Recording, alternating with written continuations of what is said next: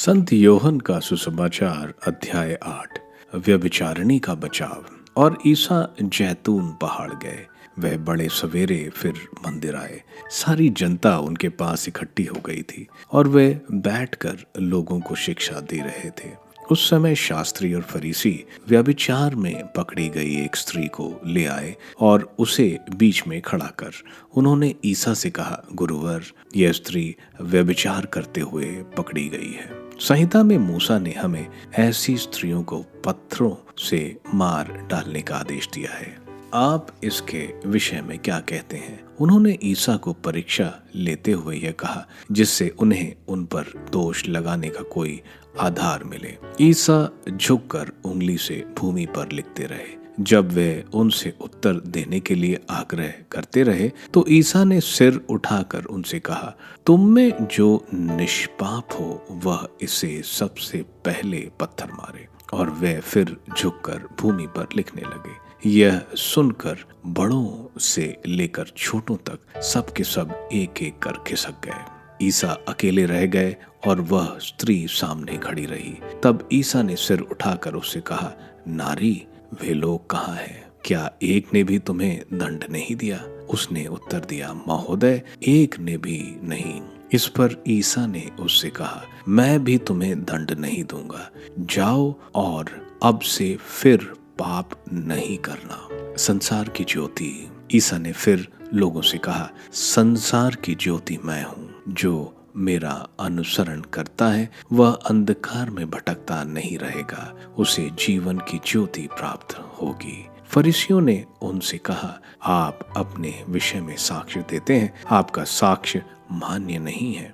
ईसा ने उत्तर दिया, मैं अपने विषय में साक्ष्य देता हूँ, फिर भी मेरा साक्ष्य मान्य है, क्योंकि मैं जानता हूँ कि मैं कहाँ से आया और कहाँ जा रहा हूँ। परंतु तुम लोग नहीं जानते कि मैं कहाँ से आया हूँ और कहाँ जा रहा हूँ। तुम मनुष्य की दृष्टि से न्याय करते हो, मैं किसी का न्याय नहीं करता, और यदि न्याय भी करूं तो मेरा निर्णय सही होगा, क्योंकि मैं अकेला नहीं हूँ। जिसने मुझे भेजा वह मेरे साथ है। तुम लोगों की संहिता में लिखा है कि 2 व्यक्तियों का साक्ष्य मान्य है। मैं अपने विषय में साक्ष्य देता हूँ और पिता भी जिसने मुझे भेजा मेरे विषय में साक्ष्य देता है।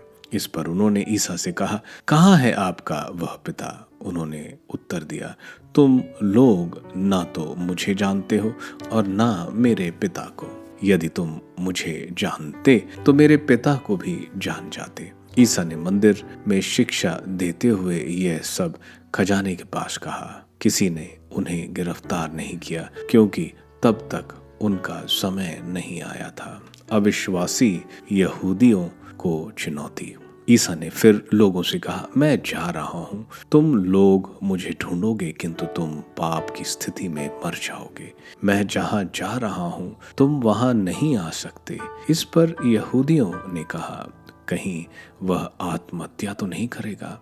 यह तो कहता है, मैं जहाँ जा रहा हूँ तुम वहाँ नहीं आ सकते। ईसा ने उनसे कहा, तुम लोग नीचे को हो, मैं ऊपर का हूँ। तुम इस संसार के हो, मैं इस संसार का नहीं हूँ। इसलिए मैंने तुमसे कहा कि तुम पाप की स्थिति में मर जाओगे। यदि तुम विश्वास नहीं करते कि मैं वही हूँ तो तुम पाप की स्थिति में मर जाओगे। तब लोगों ने उनसे पूछा, आप कौन हैं? ईसा ने उत्तर दिया, इसके विषय में तुम लोगों से और क्या कहूँ? मैं तुम लोगों को बहुत सी बातों में दोषी ठहरा सकता हूँ, किंतु मैं संसार को वही बताता हूँ जो मैंने उससे सुना है, जिसने मुझे भेजा, क्योंकि वह सच्चा है। वे नहीं समझ रहे थे कि वे उनसे पिता के विषय में कह रहे हैं। इसलिए ईसा ने कहा, जब तुम लोग मानव पुत्र को ऊपर उठाओगे तो यह जान जाओगे कि मैं वही हूँ,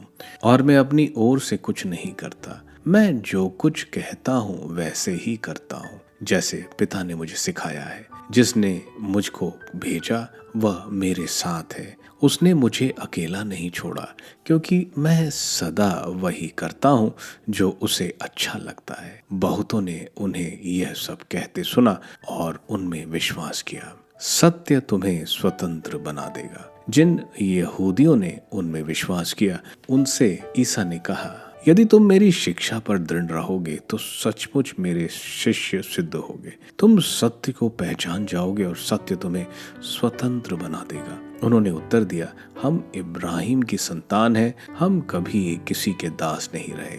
आप यह क्या कहते हैं, तुम स्वतंत्र हो जाओगे? ईसा ने उनसे कहा, मैं तुमसे ये कहता हूँ, जो पाप करता है वह पाप का दास है। दास सदा घर में नहीं रहता, पुत्र सदा रहता है। इसलिए यदि पुत्र तुम्हें स्वतंत्र बना देगा तो तुम सचमुच स्वतंत्र होगे। मैं जानता हूं कि तुम लोग इब्राहिम की संतान हो, फिर भी तुम मुझे मार डालने की ताक में रहते हो, क्योंकि मेरी शिक्षा तुम्हारे हृदय में घर नहीं कर सकी। मैंने अपने पिता के यहाँ जो देखा वही कहता हूँ, और तुम लोगों ने अपने पिता के यहाँ जो सीखा है वही करते हो। उन्होंने उत्तर दिया, इब्राहिम हमारे पिता है। इस पर ईसा ने उनसे कहा, यदि तुम इब्राहिम के संतान हो तो इब्राहिम जैसा आचरण करो।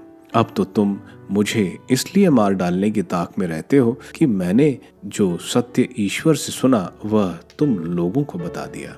यह इब्राहिम जैसा आचरण नहीं है।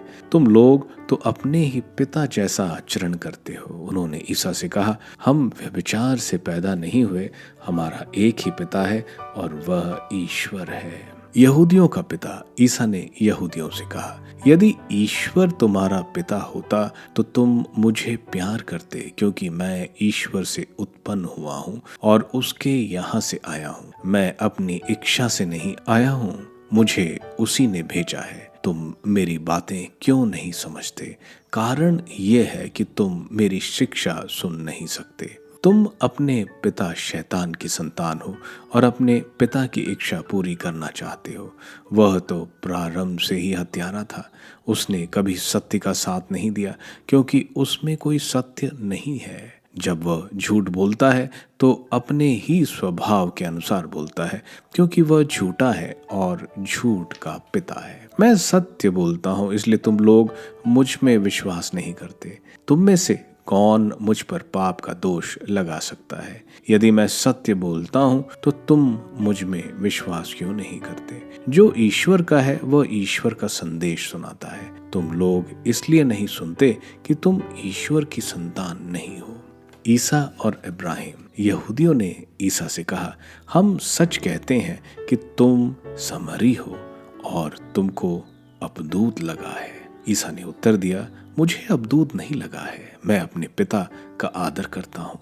तुम लोग तो मेरा अनादर करते हो। मुझे अपनी महिमा की चिंता नहीं, उसकी चिंता किसी दूसरे को है, वही निर्णय करता है।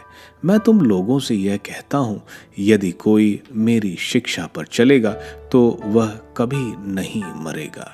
यहूदियों ने कहा, अब हमें पक्का विश्वास है कि तुमको अपदूत लगा है। इब्राहिम और नबी मर गए, किंतु तुम कहते हो यदि कोई मेरी शिक्षा पर चलेगा तो वह कभी नहीं मरेगा। क्या तुम हमारे पिता इब्राहिम से भी महान हो? वह मर गए और नबी भी मर गए, तुम अपने को समझते क्या हो? ईसा ने उत्तर दिया, यदि मैं अपने को महिमा देता तो उस महिमा का कोई महत्व नहीं होता। मेरा पिता मुझे महिमान्वित करता है। उसे तुम लोग अपना ईश्वर कहते हो, यद्यपि तुम उसे नहीं जानते। मैं उसे जानता हूँ। यदि मैं कहता कि उसे नहीं जानता तो मैं तुम्हारी तरह झूठा बन जाता, किंतु मैं उसे जानता हूँ और उसकी शिक्षा पर चलता हूँ। तुम्हारे पिता इब्राहिम यह जानकर उल्लसित हुए कि वह मेरा आगमन देखेंगे और वह उसे देखकर आनंद विभोर हुए।